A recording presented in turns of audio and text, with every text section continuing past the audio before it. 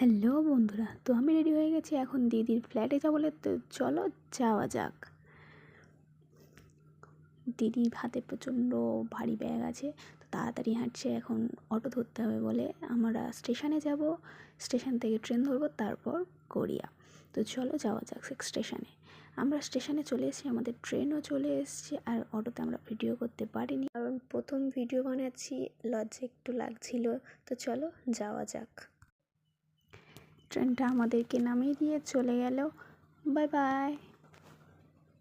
তো চলো দিদির সাথে যাওয়া যাক। দিদি একটা শশা দোকান দেখতে পেলো, তো শশাটা কিনতে গেল। আমাকে দাঁড় করিয়ে রেখেছে, হাতে তো ভারী ব্যাগ, ওর হাতেও ভারী ব্যাগ ছিল।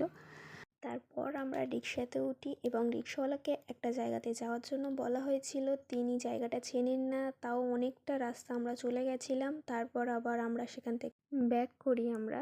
তারপর চলো দিদির পিছন পিছন যাওয়া যাক। দেখতে থাকো ভিডিওটা।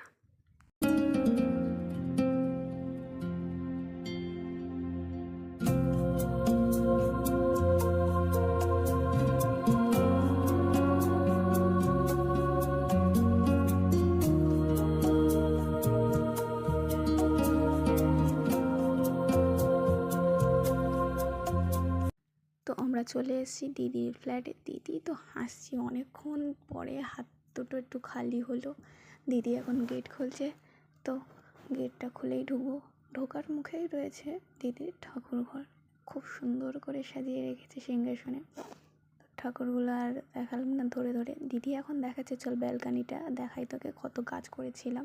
এখানে থাকা হয় না, তাই অনেক গাছই মারা গিয়েছে জল না দেওয়ার কারণে। তো দিদি দেখাচ্ছে, দেখো। তো গাছগুলো যদিও মারা গেছে, তাই তুলে ফেলে দিয়েছে। তো দিদির রুমগুলো একটু দেখিয়ে ফেলি। সামনে ঢুকতেই একটা সুন্দর আয়না দেখতে পেয়ে একটু ঢং করতে শুরু করে দিলাম। কতগুলো পোজ দিয়ে নিলাম, কিন্তু একটাও ভিডিও করিনি, দেখতে খুব বাজে লাগছিলো বলে। কি আর করা যাবে।